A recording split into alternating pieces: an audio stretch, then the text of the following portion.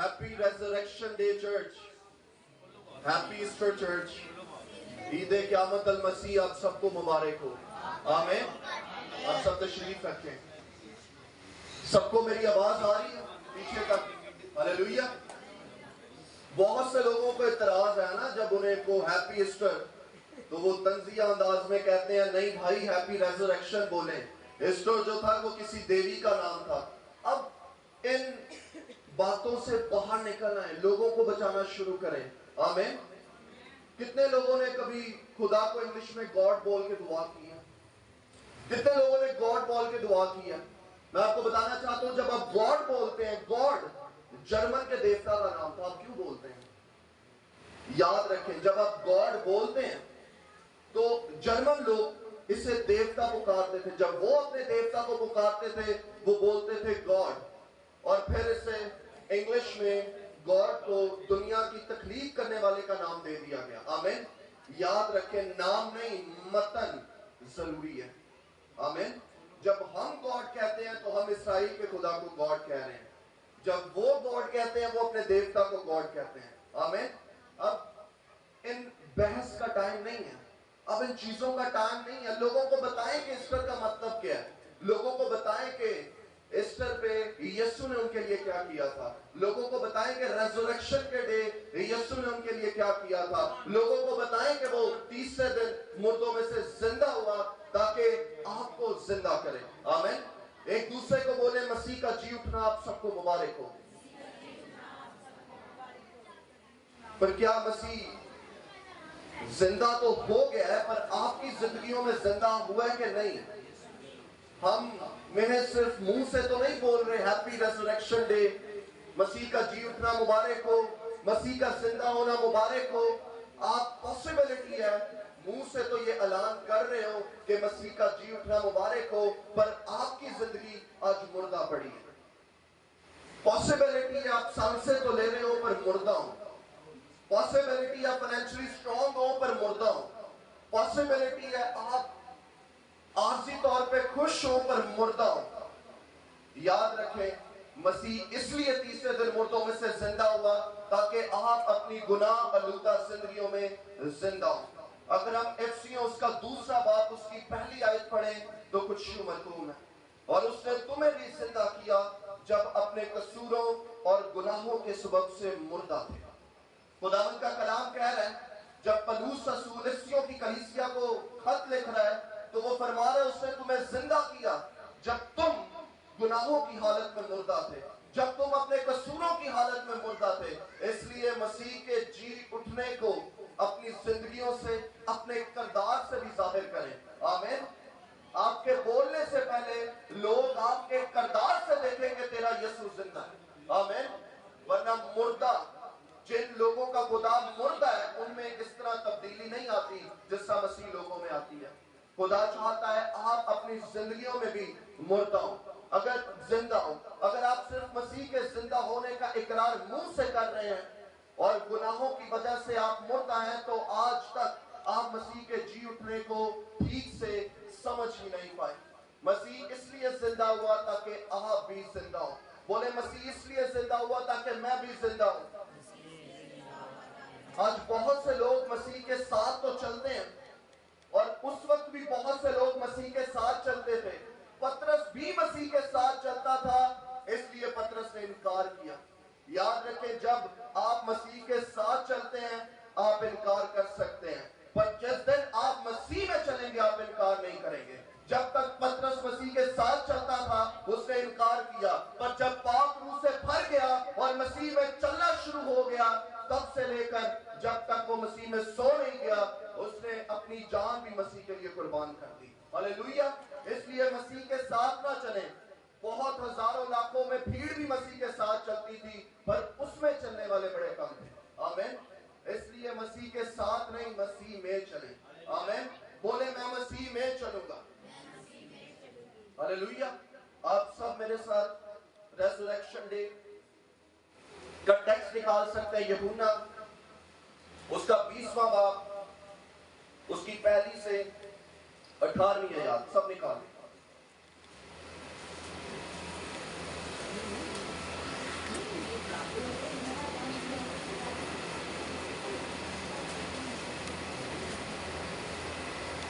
क्या आप जिंदा है चर्च? रूहानी एतबार से पूछ रहा हूं। आमीन। यूहन्ना उसका 20वां बाब उसकी पहली से 18वीं आयत तक। हफ्ते के पहले दिन मरियम मगदलीनी ऐसे तड़के के अभी अंधेरा ही था कब्र पर आई और पत्थर को कब्र से हटा हुआ देखा। बस वो शमौन पतरस और उस दूसरे शागिर्द के पास जिसे यीशु अजीज रखता था दौड़ी हुई गई और उनसे कहा कि खुदावंद को कब्र से निकाल ले गए और हमें मालूम नहीं कि उसे कहां रख दिया। बस पतरस और वो दूसरा शागिर्द निकलकर कब्र की तरफ चले और दोनों साथ साथ दौड़े, मगर वो दूसरा शागिर्द पतरस से आगे बढ़कर कब्र पर पहले पहुंचा। उसने झुककर नजर की और सूती कपड़े पड़े हुए देखे, मगर अंदर ना गया। शमौन पतरस उसके पीछे पीछे पहुंचा और उसने कब्र के अंदर जाकर देखा कि सूती कपड़े पड़े हैं और वो रुमाल जो उसके सर से बंधा हुआ था सूती कपड़ों के साथ नहीं बल्कि लिपटा हुआ एक जगह अलग पड़ा है। इस पर दूसरा शागिर्द भी जो पहले कब्र पर आया था अंदर गया और उसने देखकर यकीन किया, क्योंकि अब तक उस नविश्ते को ना जानते थे जिसके मुताबिक उसके मुर्दों में से जी उठना जरूर था। बस ये शागिर्द अपने घर को वापस गए, लेकिन मरियम बाहर कब्र के पास खड़ी रोती लगी और जब रोते रोते कब्र की तरफ झुककर अंदर नजर की तो दो फरिश्तों को सफेद पोशाक पहने हुए, एक को सरहाने और दूसरे को पिलताने बैठे देखा जहां यीशु की लाश पड़ी थी। उन्होंने उससे कहा, ऐ औरत तू क्यों रोती है? उसने उनसे कहा, इसलिए कि मेरे खुदावंद को उठा ले गए हैं और मालूम नहीं कि उसे कहां रखा है। ये कहकर वो पीछे फिरी और यीशु को खड़े देखा और ना पहचाना कि यीशु है। यीशु ने उससे कहा, ऐ औरत तू क्यों रोती है? किसको ढूंढती है? उसने बागबान समझकर उससे कहा, मियां अगर तूने उसको यहाँ से उठाया हो तो मुझे बता दे कि उसे कहाँ रखा है ताकि मैं उसे ले जाऊं। यीशु ने उससे कहा, मरियम। उसने मुड़कर उससे अब्रानी जुबान में कहा, रबोनी, यानी ए उस्ताद। यीशु ने उससे कहा, मुझे ना छू, क्योंकि मैं अब तक बाप के पास ऊपर नहीं गया, लेकिन मेरे भाइयों के पास जाकर उनसे कह कि मैं अपने बाप और तुम्हारे बाप और अपने खुदा और तुम्हारे खुदा के पास ऊपर जाता हूँ। मरियम मगदलीनी ने आकर शागिर्दों को खबर दी कि मैंने खुदावंद को देखा और उसने मुझसे बातें कही। आमीन। ये आज का ईस्टर का टेक्स्ट था। हम इनमें से चंद बातों पे गौर करेंगे। हालेलुया। हम इस सारे टेक्स्ट पर से चंद बातों पे गौर करेंगे। पहली चीज, हम उस पत्थर पर गौर करेंगे जिस पत्थर को फरिश्तों ने हटा दिया। दूसरी चीज, हम रुमाल पे गौर करेंगे जो सूती कपड़ों के साथ लिपटा हुआ कपड़ों के पास पड़ा था। तीसरी चीज, हालेलुया, बोले हालेलुया। तीसरी चीज, हम शर्मिंदगी पे गौर करेंगे। हालेलुया। अब सब मेरे साथ खुदावंद के कलाम में से निकाल सकते हैं पहला शमूएल 14वां बाब उसकी 33वीं आयत। पहला शमूएल 14वां बाब उसकी 33वीं आयत।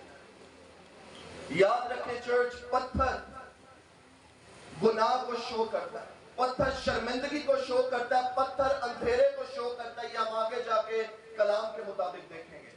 पहला शमूएल 14वां बाब उसकी 13वीं आयत। यहाँ पर जिस पत्थर का जिक्र है वो गुनाह को शो कर रहा है। तब उन्होंने साउल को खबर दी कि देख, लोग खुदावंद का गुनाह करते हैं कि खून समेत खा रहे हैं।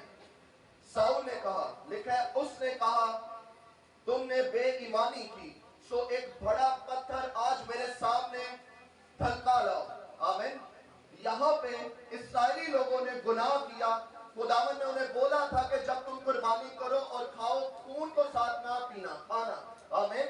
पर इस्राएली लोगों ने खून भी साथ खा पी लिया और तब खुदावंद ने देखा कि इन्होंने गुनाह किया और साउल ने भी देखा कि इन्होंने गुनाह किया और तब लोगों के कफारे के लिए या लोगों के गुनाह की जो सजा थी उसको माफ करवाने के लिए साउल ने बोला एक बड़ा पत्थर मेरे सामने लाओ।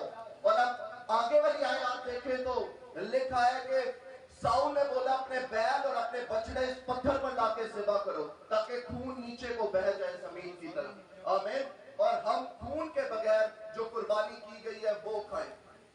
और अगर हम देखें तो फरिश्तों ने भी कब्र से पत्थर को हटा दिया। यह इस चीज का ऐलान था कि अब किसी पत्थर की जरूरत नहीं, अब किसी कुर्बानी की जरूरत नहीं। यीशु मसीह ने कुर्बानी दे दी है।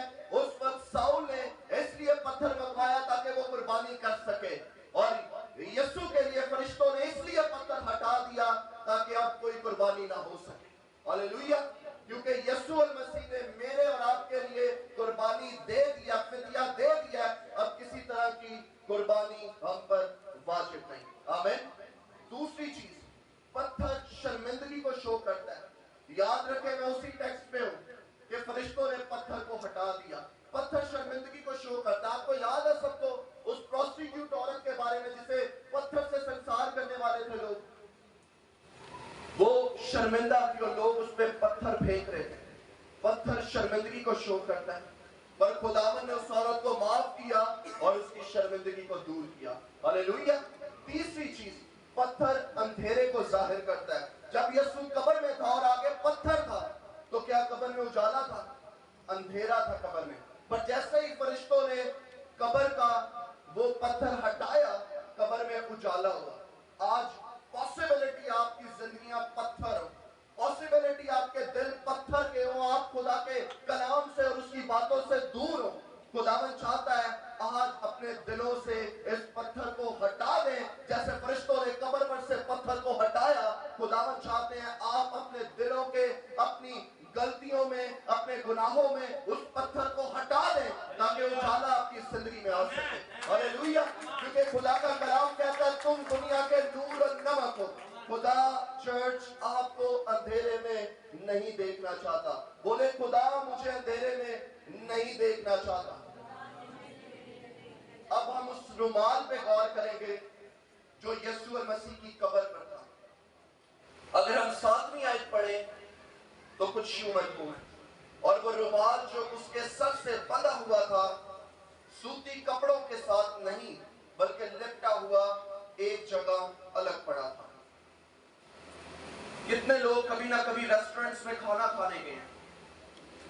अच्छे रेस्टोरेंट्स में जब आप जाते हैं तो उन्होंने रुमाल पहले फोल्ड करके रखा होता है वहां पे, और ये पुराना तरीका है, ये अभी कोई एक्सप्लोर नहीं हुआ। पुराने जमाने से जब लोग खाना खाते थे तो रुमाल लुपेट के अपने पास पहले ही रख लेते थे ताकि जब वो खाना खत्म करें तो रुमाल से साफ करें अपना मुंह, अपने हाथ। आमीन। और रेस्टोरेंट्स में वेटर्स इसलिए रुमाल रखते हैं ताकि जैसे ही कोई क्लाइंट आए उन्हें बाद में रुमाल ना रखना पड़े। रुमाल उम्मीद को शो करता है कि कोई क्लाइंट आने वाला है। आमीन। रुमाल उम्मीद को शो करता है कि मेहमान इस घर में आने वाला है। जब आप रुमाल फोल्ड करके रखते हैं खाने की मेज पे तो ये इस बात का इकरार है कि हमारा मेहमान आएगा। आमीन। और वो खाना खाएगा और इस रुमाल को इस्तेमाल करेगा।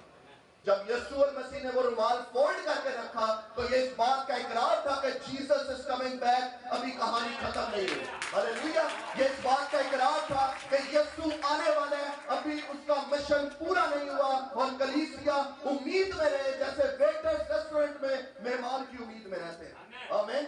खुदा चाहता है कि आप सब उम्मीद में रहें और इस उम्मीद में पाकीज़गी के अमल में रहें ताकि जब आपका मसीहा आए तो आप उसके सामने बेगुनाह ठहरे। जोरदार तालियां खुदावंद से जलाल के लिए बजाएं।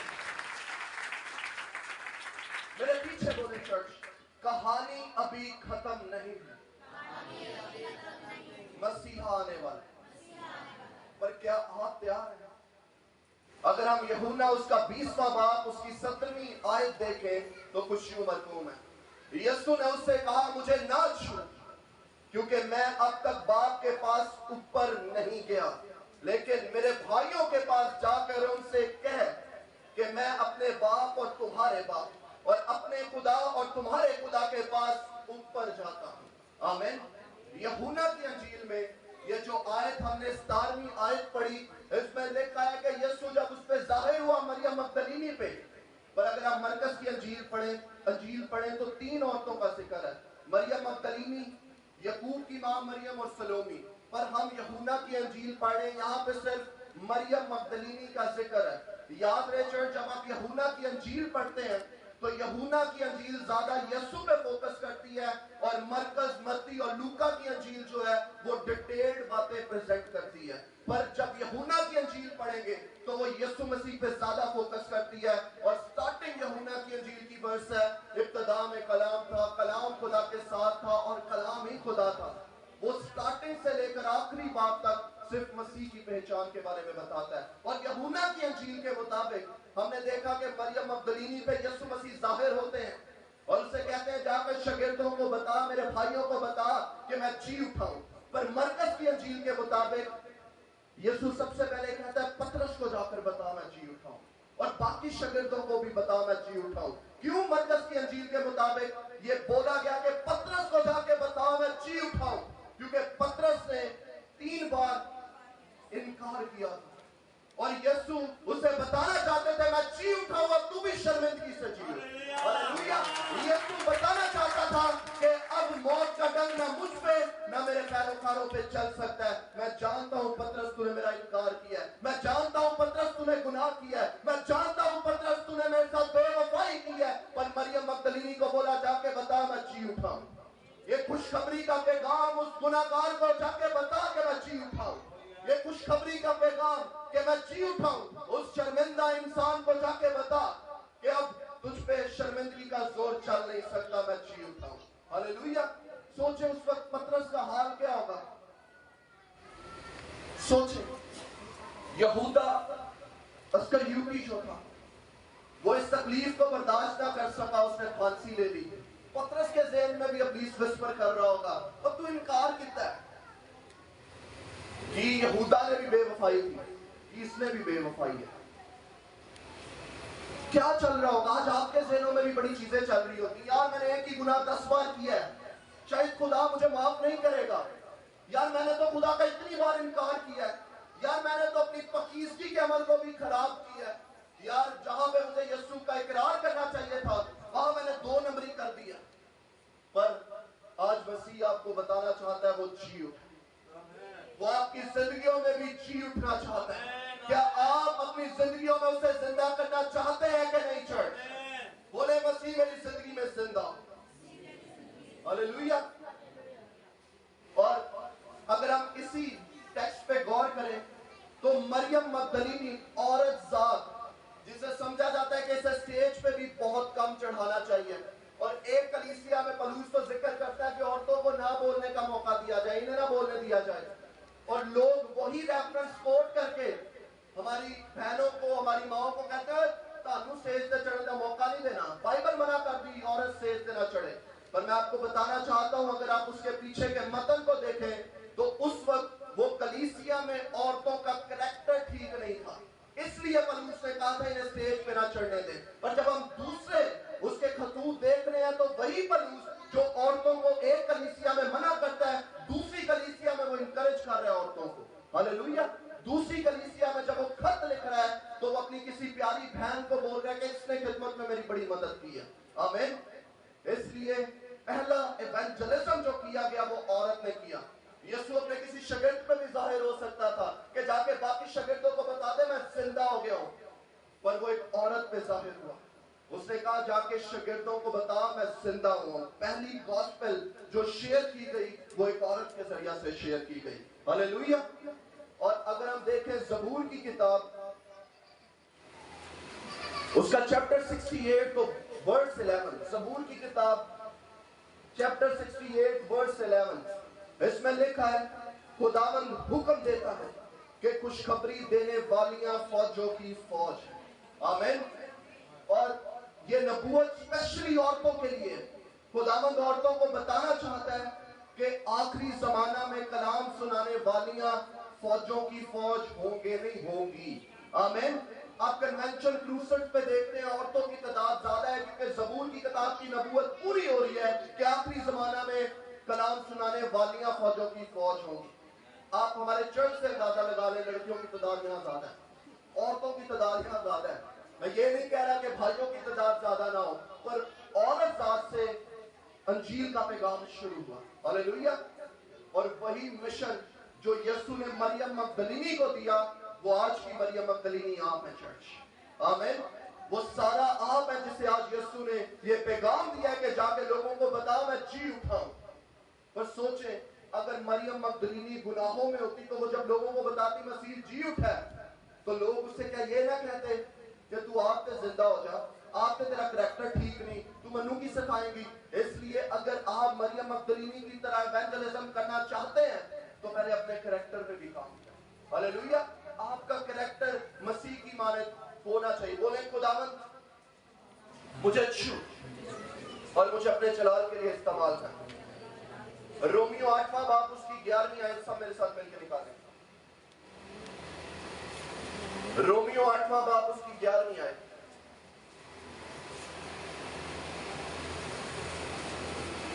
और अगर उसी का रूप तुम में बसा हुआ, जिसने यीशु को मुर्दों में से जलाया, तो जिसने मसीह यीशु को मुर्दों में से जलाया, वो तुम्हारे पानी बदनों को भी अपने उस रूह के वसीला से जिंदा करेगा जो तुम में बसा हुआ है।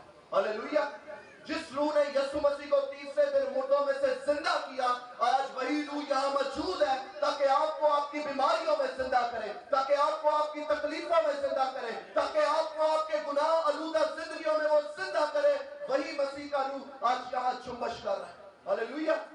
वही मसीह का रूह जो नबियों में से होकर आया आज आपके दरमियान मौजूद है चर्च। वही मसीह का रूह जिसने मसीह को जिंदा किया, वो आपको जिंदा करना चाहता है। पर क्या आप जिंदा होने के लिए तैयार हैं? याद रखें चर्च, ट्रायल्स, परेशानियां, ये सब जिंदगी का हिस्सा है। इससे पहले कि यीशु तीसरे दिन मुर्दों में से जी उठता, मुसीबतें उस पर आई, बल्कि मुसीबतों का भंडार उस पर आया, पर मुसीबतों के बाद वो जी उठा। अगर आज आपकी जिंदगियों में मुसीबतें हैं तो याद रखें आपका तीसरा दिन आने वाला चर्च, और आज ही है चर्च। हालेलुया। बोले मेरा तीसरा दिन आज ही है। मैं जी उठाऊं आज अपनी परेशानियों से, अपनी बीमारियों से। अपनी बीमारी का नाम लेकर बोले मैं जी उठाऊं अपनी शुगर से, मैं जी उठाऊं अपनी हेडेक से, मैं जी उठाऊं अपनी माइग्रेन से, मैं जी उठाऊं अपनी ज़हनी कौफियत से, मैं जी उठाऊं अपने उन हिस्सों से जो बदीशुदा। बोले मैं जी उठाऊं।